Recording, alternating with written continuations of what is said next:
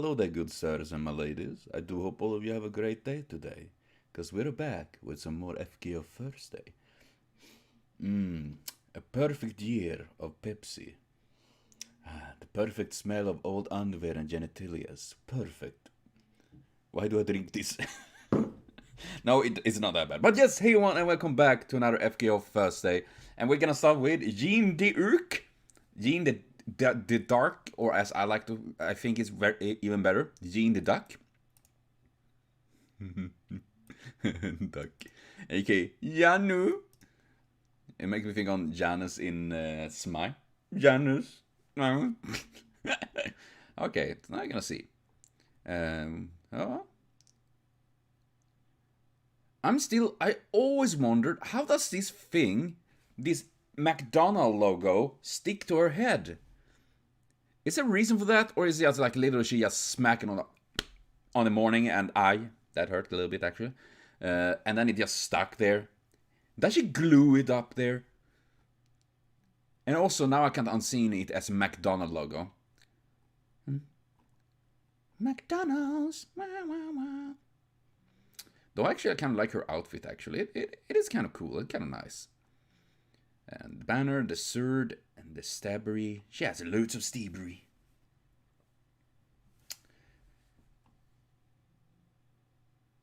I will say, I do actually like the purple more than the white. You know? Just me. Ruler, Jeanne the Urk, female historical fact, French, love and good, 159. Shorty. Character voice, Maya Sakamoto. According to the wiki, shows the second place of number of sevens dubbed, losing only to, you guessed it, Artorias voice actors. I mean, it kind of makes sense, considering how many Artorias there is. Also was all of the Jeans. What? Shikis, Da Vinci's, and Alexander. What? She did the voice of the smaller... Dude, I would have fucking laughed my ass off if she did on the voice of Iskander as well, like, going from to which would be insanely impressive. Really cool. Strength B, Constitution B, Agility, Magical Power A, Luck C, Nova A++. Dude, that's some pretty bunker stats actually. Sure, luck is low, but hey. Class skill, Magical Resistance EX. Including the magical resistance of a saber, she demonstrated high magical resistance due to her unwavering piety. However, since this resistance is just evading the magecraft, only Jeanne will be saved in case of a wide-range magic attack. It cannot cope with the sacrament of the church. Somehow just like Spartacus, and she's like, I survived! How is everyone else doing? But oh shit. True name discernment B. When someone has a ruler, a servant's true name as well as their entire status information are automatically revealed to them during their direct encounter. However, in regard to servants who possess concealment ability, a success of a luck check becomes a requirement to bypass those abilities. Aha! And your luck is cuck level. Ooh, Jeanne, get cucked. We now know that. Divine Ruler asks, the supreme privilege of a ruler. One can exercise 2 command spells for each servant participating in a Holy Grail War. It is not possible to divert other command spells that were used on a servant for another use. That's a lot of command spells. Revelation A, a skill equivalent to intuition. Although intuition is a sixth sense regarding combat. Revelation accommodates all events related to the accomplishment of an object, for instance, choosing the most suitable route while in the middle of traveling. Because there is no basis to it, or seems to have a person to the person to the, it cannot be explained well to others. I literally read the entire skill of Revelation A, and I already forgot everything about it. My brain, I don't know what's going on. I don't know. My brain doesn't work. Charisma, yeah, there is the C again, the cuck. The natural talent to command an army. I have played Command & Conquer as well, so I have CC, A, cuck. Jeanne's figure, where she participated in acid while raising a flag overhead on the battlefield has been turned into something that boosts the soul morale to the utmost limit and unite troops. Thanks to her charisma, she can make others believe in the content of her base of revelation. So she's a big... Oh, damn, now we're revealing things here. She's a scam artist. Ooh. I mean, when you think about it, like, you know how Virgin Mary became pregnant and gave birth to Jesus and all that? What if she actually just cheated on her husband, like, and then she's like, "Oh dear, Joseph, no, I'm. It was God that impregnated." And he's like, "Yeah, that makes sense, dear. Oh, you're giving birth to Christ? Oh, yes, dear. Luckily, he's so fucking dumb." What did you say? Nothing. So, yeah, I mean, let's be fair. There is a lot of scam in religion, but then again, in history in general, and today actually. Saint Boob is, well, they are saintly, that for sure, I will say. Signifies signifies one who is acknowledged as a saint. At the moment of being summoned as a servant, the ability of a saint is selected from one of the following: raised effectiveness of sacraments, automatic HP recovery, one rank up, charisma, production of holy shroud is possible. Wow, you get it. Wait, did George get anything like this, or just because she's a waifu? Is that a requirement to get this stuff? Being waifu? I wouldn't be surprised. Luminescent Eternal, my god is here with me. Oh my god. Dude, I would actually fucking love it if her noble fan was like, "Oh my god!" Imagine she's like that. That would be fun. Luminescent Eternal. The holy flag Jeanne waved during her lifetime that became a noble phantasm. This flag is an article that, upon activation, serves as the center of an area with a range of 10, protecting those inside according to an angel's blessing. It is feasible to use Jeanne's magical resistance, which is considered outside the standard EX as it is as physical defense ability. However, it will become absolutely impossible for Jeanne to attack during the period where she is establishing the flag. Also, because the flag itself continues to accumulate damage defense against attack, it will become an unusable article if abused too much. Pre-strength. Oh yeah, that's true, because in pre-strengthening, she gets stunned as she uses her MP, but after that, she is not stunned. Fucking OP. I mean, seriously, it is a really good MP, definitely. So that is. La Puquelle, the Crimson Holy Maidon. Rank Cuck before manifestation, EX after. What? Type suicide. What? La Puquelle, the maiden, a holy sword. Oh yeah, I remember that. Wasn't that in a... Didn't we see that in Apocrypha? A holy sword that makes flames manifest by invoking the following line from a death poem. Oh Lord, I entrust this body to you. Sacre. A conceptual crystallized armament that interprets Jeanne's burning at the stake like it's an attack. Oh, that sucks. It is a subcategory of a reality marble. An imagined landscape crystallized as a sword. This sword is the heroic spirit Jeanne arcs herself, and after the battle where this noble phantasm was manifested, Jeanne will be extinguished. Dude, that is pretty... say whatever you want, but that is pretty lit. Too soon? I don't know. I have no respect for boundaries. Personality. At first glimpse of her, she might seem like a person who's too serious, but one can say with confidence that Jeanne is unmistakably a saint who brings about benevolence to all people with a pure and unselfish natures of hers. On the other hand, she is often dealing with things flexible and comparatively with all her strength without entirely allowing herself to give in as far as tactics is concerned. Like, if there is no area, isn't it fine as long we can launch cannonballs? And if we can't be demolition with magecraft, isn't it fine as long we can even use the rods from God? Dude, that is literally a dick joke from God. God is like, have you heard of the rods of God? You know? Yes, you have now. You want to touch it? Yes, sure, my lord. God is literally Beavis and Butthead in my head right now.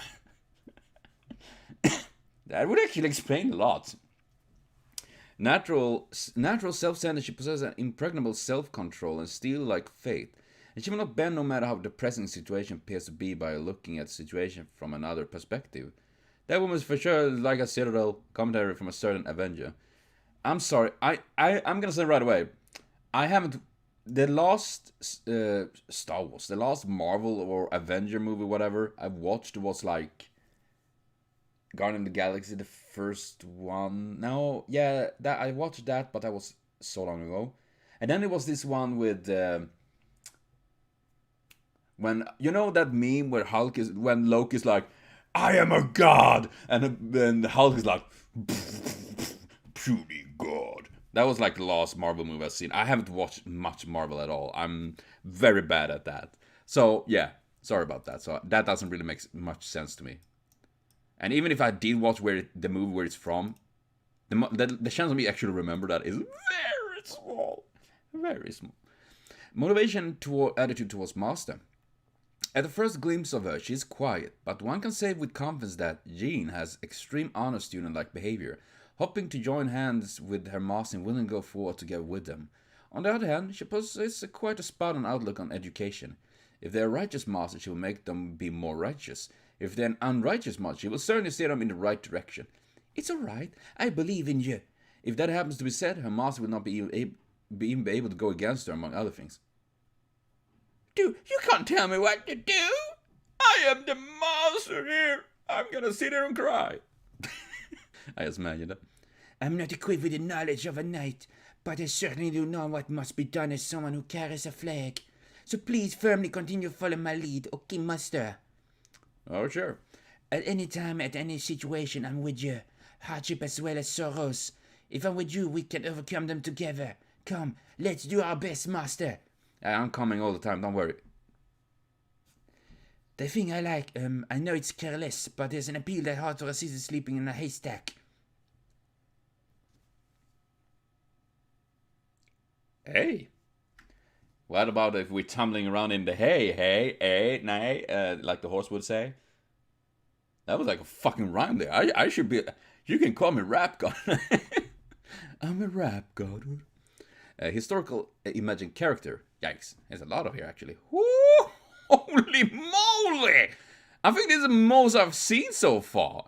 Fuck, like 1.5 page here. Not that I mind, I'm just surprised. Jeanne d'Arc. She's a holy maiden whose name is known not just in France, but across the whole wide world. Especially since FGO and Apocrypha and all that, eh? At the point in the year of 1839, the number of books that depict Jeanne as a heroine had reached 500, and as of now in the present time, it is easy to imagine that such books of an unimaginable number have been published. She has set off on a trip for the sake of saving France at 17 years old, and she was sentenced to death by burning at 19 years old. Yeah, that kind of sucks. And not to mention, I mean, 500 books at like in the early 1800, like that is actually insane a lot. Because I don't remember when they started with printing and all that. I guess it was around that time. Yeah. Her activity in merely 2 years, though, given that one of those years was her being in position of prisoner, that sucks. It was really about 1 year, as a rewritten history of the world. Saying, "I heard a voice from heaven," Jeanne leaped out from her own house, relied on the connection of those who believed in her words, and met with Charles 5, 6, 7. Ah, it was 7. Yes. I needed to count it. At this moment, Jeanne, who earned Charles VII's trust by exactly and correctly guessing who he was when the latter disguised and concealed himself as a subordinate, commanded a group of troops and continued to steadily advance, before she finally liberated Orleans.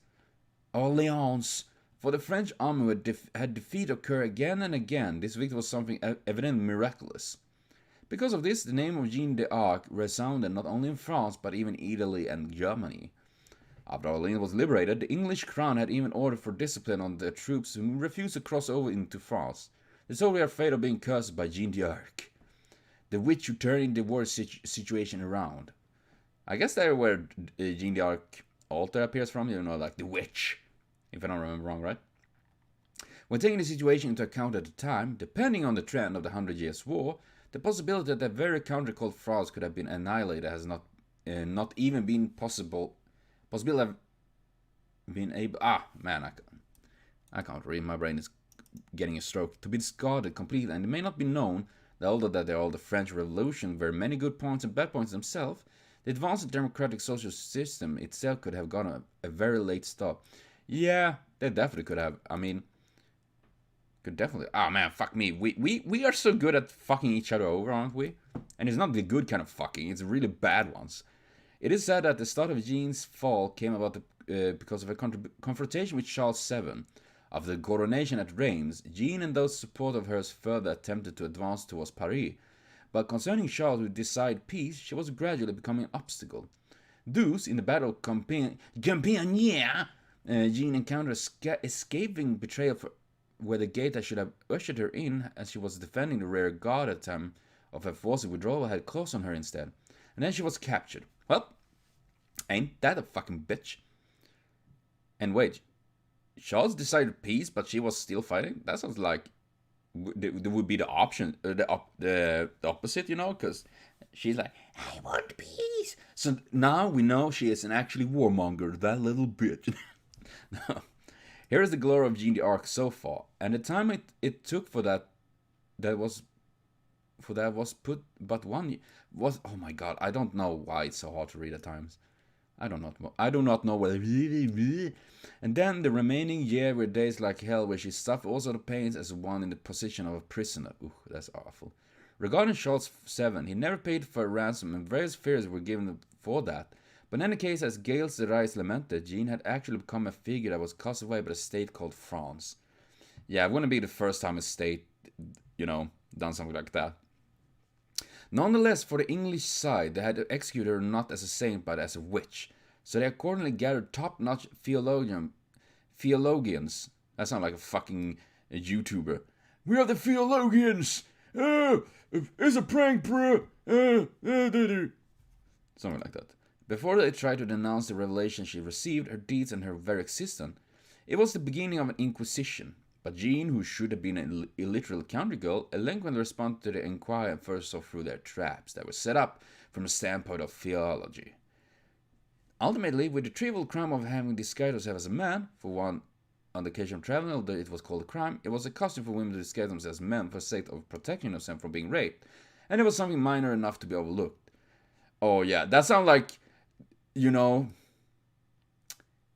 she had been sentenced to death by burning. Yeah, that is some.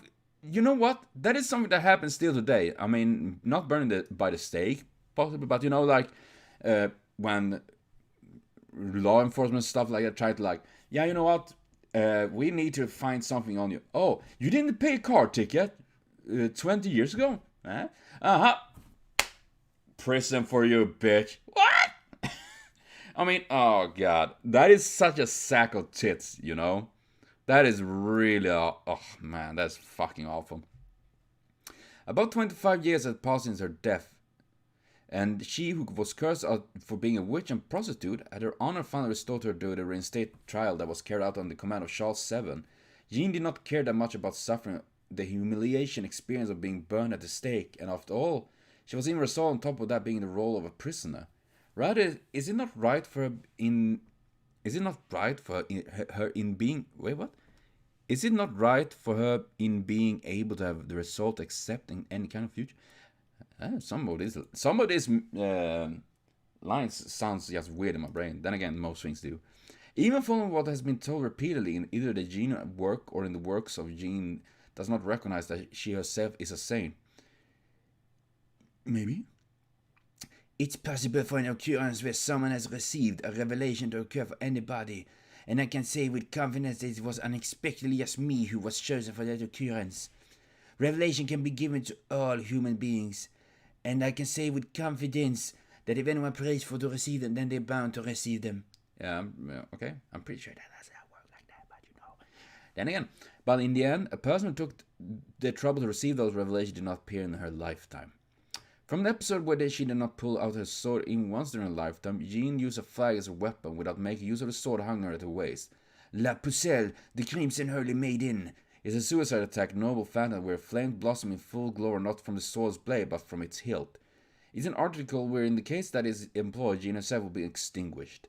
We are looking back on the life that she ran through. The holy maiden named Jeanne d'Arc constantly keeps an eye on the future. Keeps her eye on the future. Even though she can lead the living, she knows that she cannot walk alongside her, for she is already part of the deceased. But even despite knowing this, she will smile seemingly with contentment. Yeah, I mean, first of all, in general, it is the story. It is one of these stories that is. Then again, every historical fact we have, it is Jeanne, it's Romulus or whatever. You know, it is many times really hard to discern what is true and not, because first of all history, as they say, I mean, they trialed her like a fucking witch because she was dressed up like a man, just because, try to protect myself from being raped, that kind of stuff. It's like, yeah, it's insane. And then they reinstate her like an holy maiden. I mean, that is the thing that is so hard to, like, what is real and what is not, and what really did happen and what did not happen,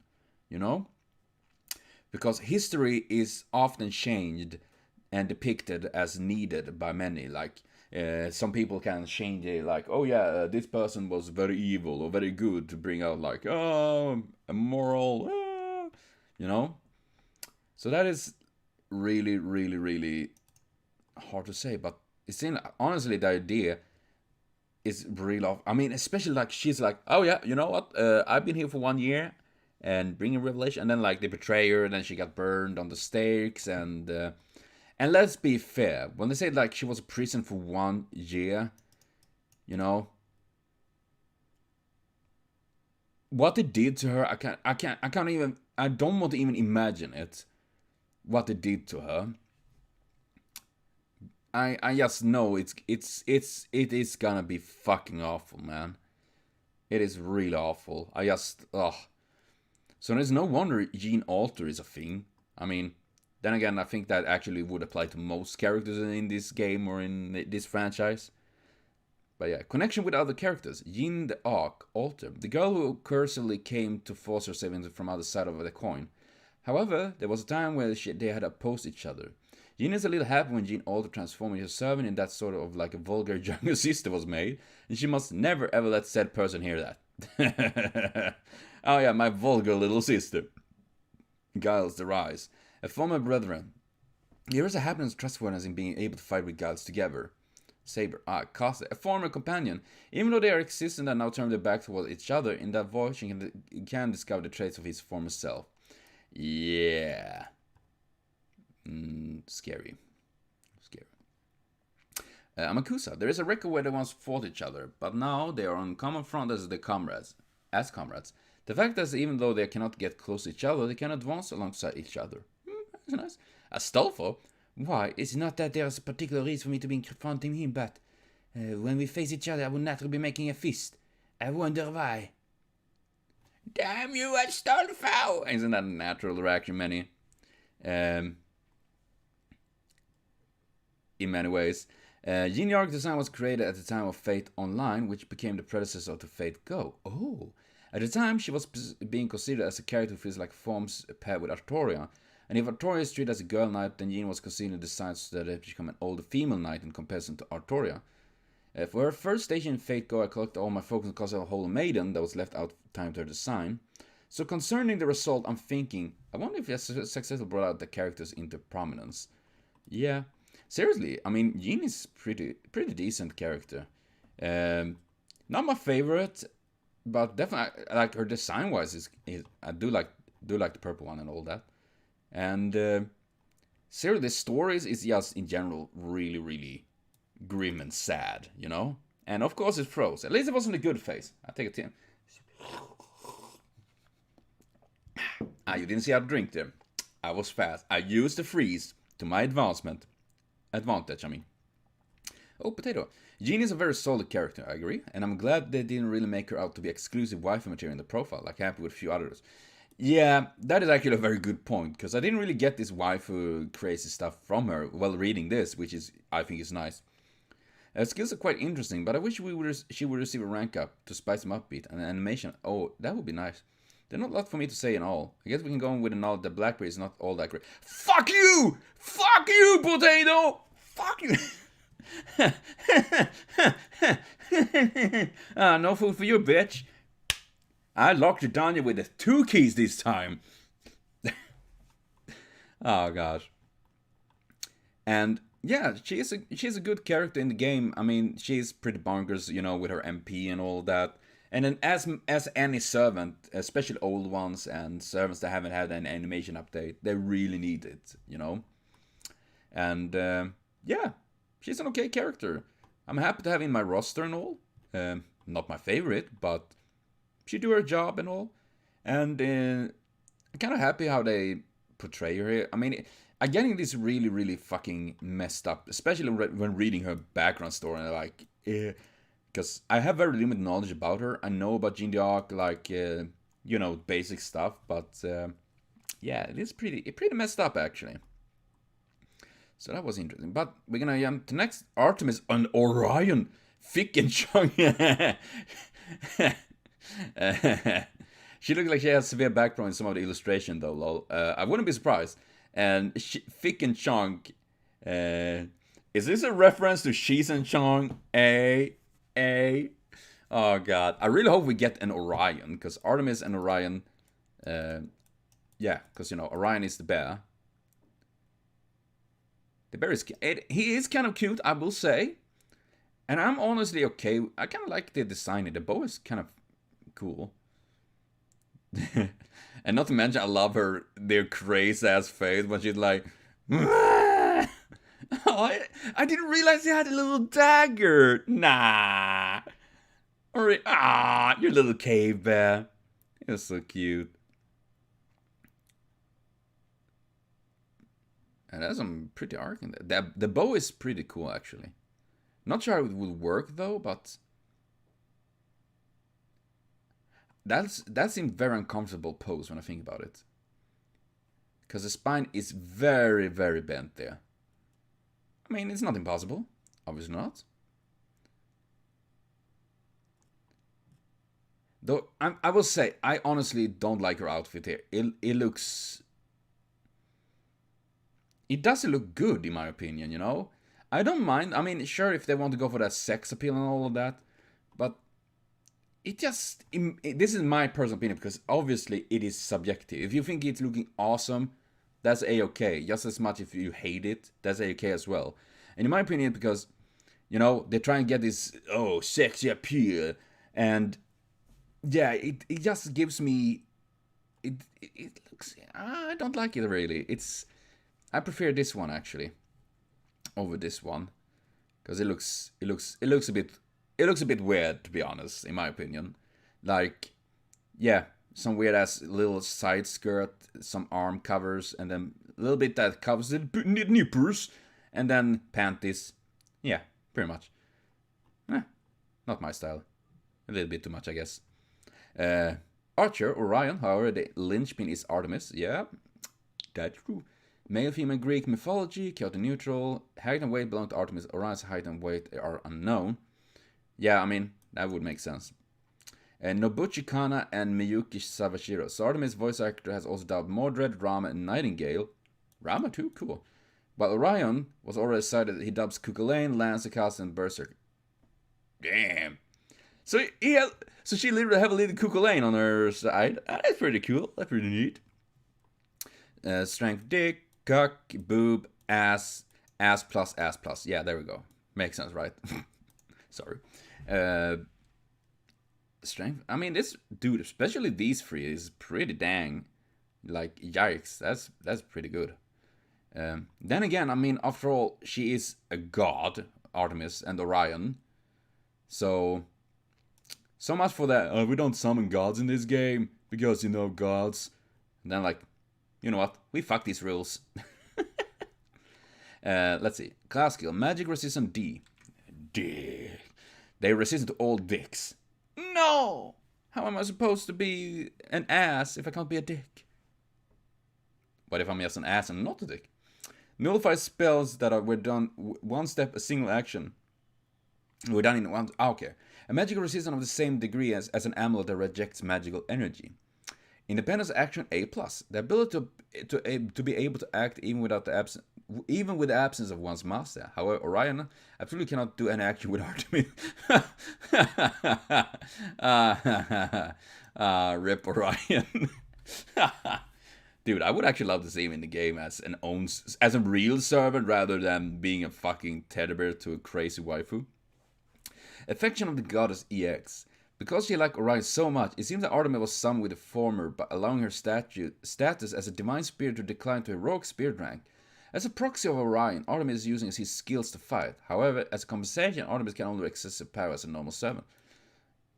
Yeah, I mean, that seemed to be like Oh, gods and goddesses. Oh, you know what? Let's integrate them to a certain level and we add them into the game. 4 anytime. I would love to see like 4 Odin Loki. Loki would be so cool. Yeah. So cool. Bone of Whimsical S+. Originally, it is skilled to shackle Orion with Artemis' excessive love, but this acquires an increased offensive level of power toward males as a side effect. According to the claim of a red bowman, she claims that the effect is more powerful if they're prone to adultery, but that's probably her assumption.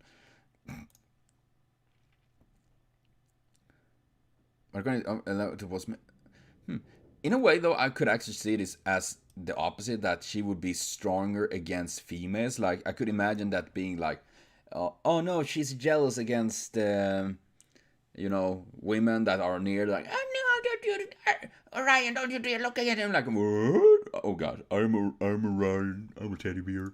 Mine's eye, fake B minus. Danger avoidance according to one's intuition, sixth sense. Since his original Orion's own skill is ranked down, albeit slightly, because Orion was a hunter blessed with utmost talent, he would John carefully, no matter what kind of predicament he was into. Damn, that's pretty chill. Noble fan 3-star Amore Mio. That's the one that you use in the game, yeah? The Moon Goddess Love Arrow, Romance Arrow. Oh, so romantic, eh? Maximum number of targets 1. The 3-star Amore Mio. It can be read as Mist Darling. An arrow fired with Artemis' power of love towards Orion. Because it's shot together with her overflow love, it causes tremendous damage along with maximum confusion on the target. It's A+ rank in the game profile. What? So it's weaker than it's actually untold here? The crime. Criminy. Mikoto, shooting method, piercing sky bullet. A peculiar attack that echoes out a sound that can be heard from somewhere. Mikoto, an attack no offense, a severe punishment executed on Orion. Instead of an arrow, the mascot of Orion is knocked to the bow and Army aimed and shot him at man's crotch. Based on the special characteristic of this no venom, it is a technically restricted only for males that shall certainly kill them faithful. Oh my god! I just imagine. Have you ever seen Hot Shot when Charles Sheen is literally taking a bow and chicken? I just imagine Artemis do that, but it's Orion instead. Like, I would say Mikado is a Japanese word that's very difficult to translate into English because it's a pun.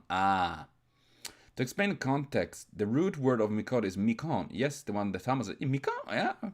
Which can mean unmarried in English. One can say Mikon if they're doing something in a style befitting the unmarried, or one can say Mikon is in response to something that happened to them that will cause them to stay unmarried.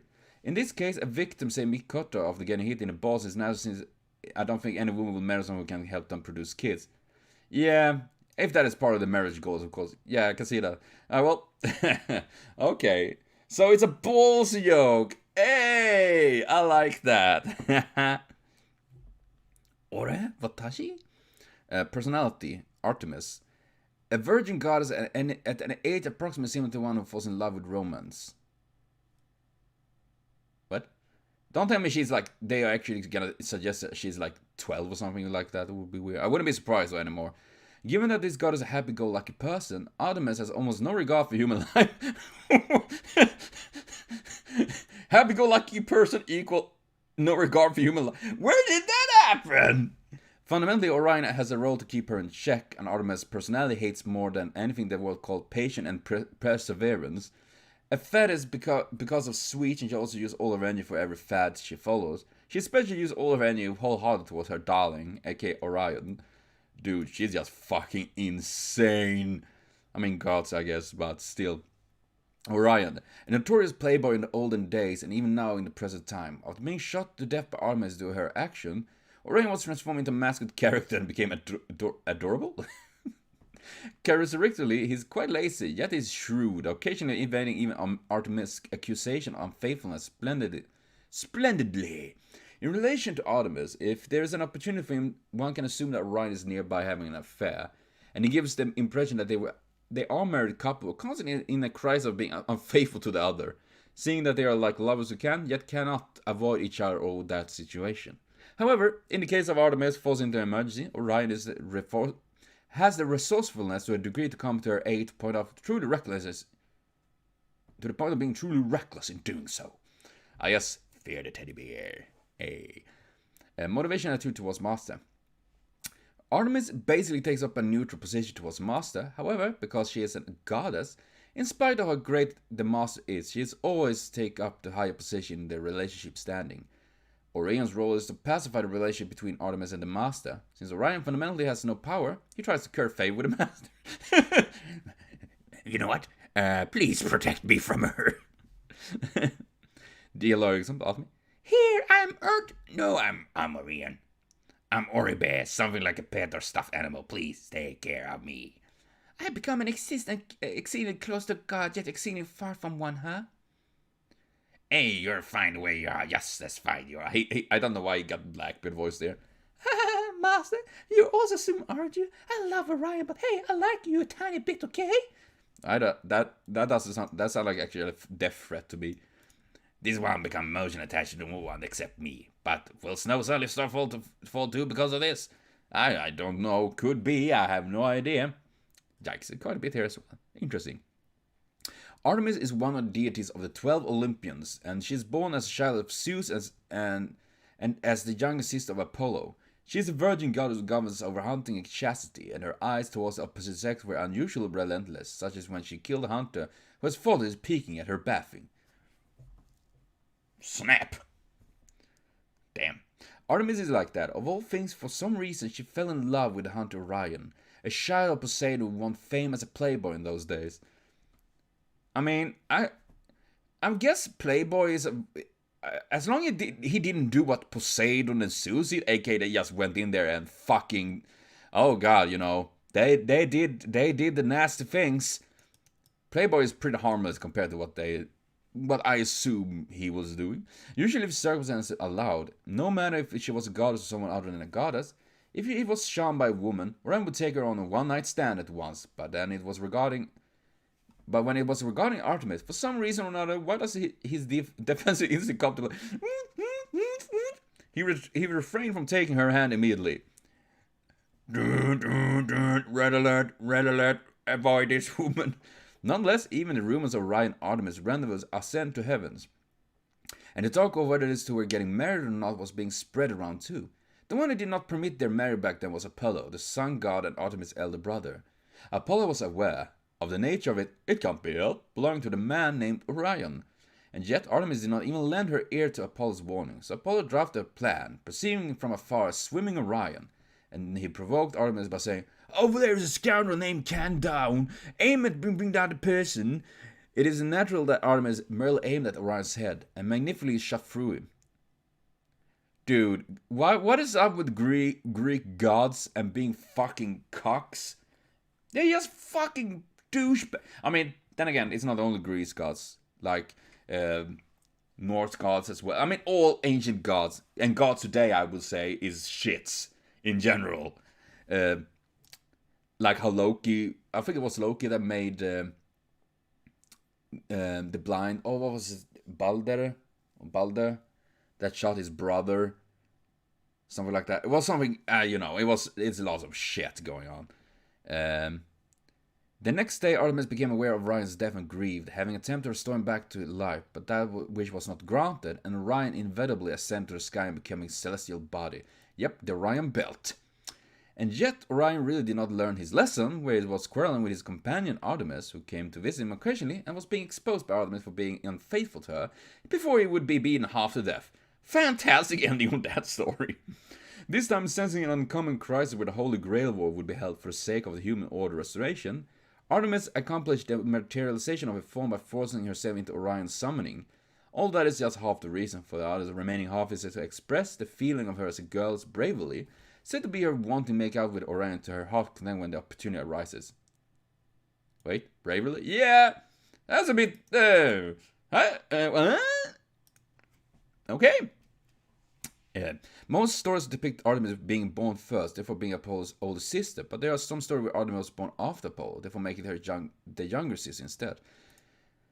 Oh god. First of all, I will say Apollo fucking ass. That's just fucking dumb. And then, of course, Artemis, you're also very dumb. If you just, oh, over there is a person, shoot him. Okay. If you do that, you're kind of dumb as well. I mean, not, of course, as dumb as Apollo, because Apollo is the one instigating all this. But, yeah.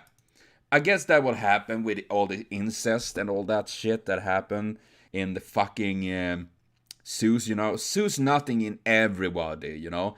Everything with a vagina and pretty much probably without one. He would probably be there like, interesting. I mean, do you want to ride the royal lightning rod? Eh? I want to have fuck with you, he said, in a very crude word. Yeah. I mean, imagine so many problems that would have been avoided if he kept his fucking cock inside his toga. I'm just saying. I'm horny a lot, but I know that, you know what? Maybe I shouldn't just run around flailing my dick. Then again, if I did that, the police would arrest me. Rightfully so. Oh god. Connection with characters. Atalanta, hearing from who believe in Artemis. It's okay, because I'll give you full blessing, alright? Though nowadays I feel like you're doing something far away out of my sight, or something like that. Yeah. I feel bad for Atalanta, looking after Artemis and then see this fucking crazy-ass waifu. Altera, you said? It's Altera? If that's so, then she's our natural enemy. She's different from the Altera at the time. Executed from ruins. What? Hold on then. I don't understand it at all. I don't understand anything either. Is it because Altera has the sort of Mars? Or Attila the Hun and all that? Oh, well, whatever. Comment from the illustrator. Orion was not somebody to worry about. Sure, he's a stuffed male bear who's not cute enough to be liked by everybody, but nonetheless one can conclude that he's not cute enough to the point that he would be dumped away. I think he's cute. Because of his overblown individuality at the occasion of being a stuffed animal, everybody's saying that his clothes are Orion's, and the problem meant that it... Oh god. That his original appearance is viewed as being right in the center of that archetype. Okay? Although it is justified, it does not wear lower body clothing. And then at first Artemis, I thought of her hanging a flat-chested girl because of the occasion where she was named the Virgin Goddess. They made up one of the element of Meltrilis. But on first place, since there would be no reason for the current Artemis materials in a body that would not be liked by Orion, did design over again with a voluptuous body, saying, "You're kidding, someone like that is a virgin in this body?" I mean, let's be fair. The size of the tits doesn't mean that you're a virgin or not. That's honestly kind of dumb. I mean, yeah. So one can conclude that if somebody chant there may be a lolly goddess, Artemis also exists in some dimension. Why bring that up? I'd rather have this one. Although, unless there is a change in the setting I heard about, her original form is planned to be in a boring female that is neither low nor does have huge breasts. Wait, so if you're not a lolly or have huge breasts, you're boring?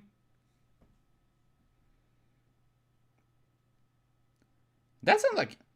First of all, lolly. Nyet. No. Nej. Ma.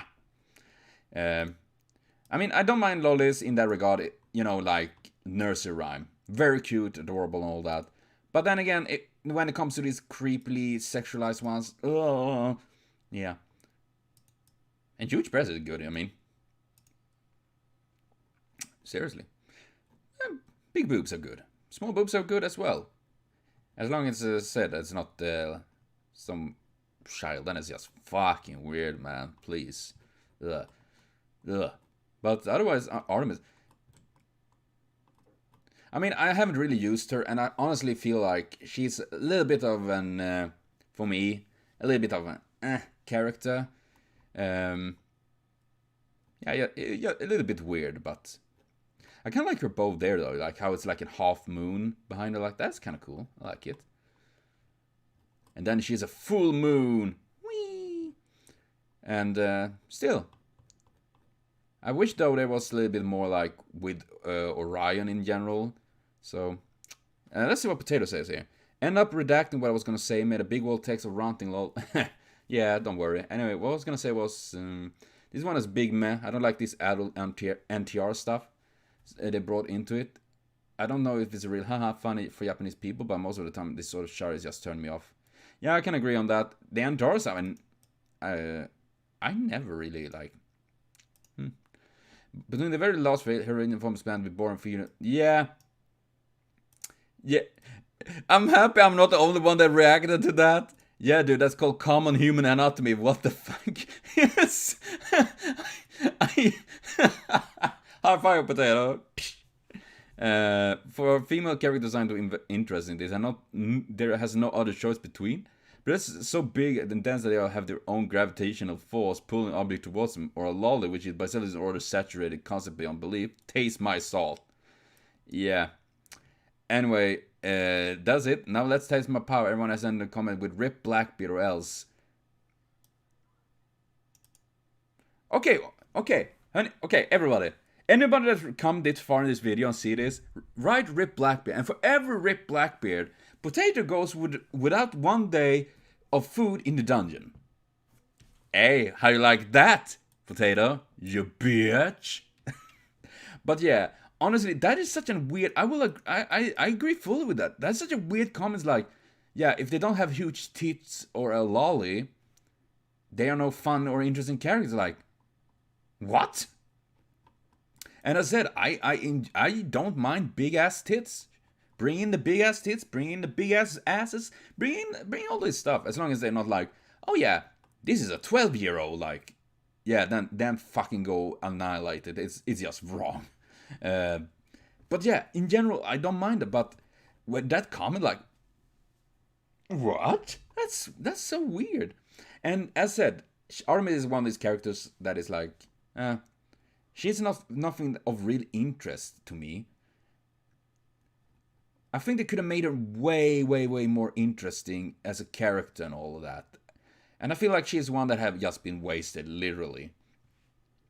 In a way, she is like this one personality trait disorder, I want to call it, where they're like, she's just obsessed with Orion. There's nothing else in her character, except huge fucking tits, which is okay, but it doesn't carry personality. I'm sorry. For all big titted characters, it doesn't matter how big your tits are. If you lack personality, they don't compensate for that. They might be fine to look at for a little bit, but after that you realize like, you know. And of course, if you have small boobs, that's fucking fantastic as well, you know. As I said, no matter the size of the boob, there's love. Probably. But yeah, seriously. So Artemis is a bit and Ivey is a very odd person.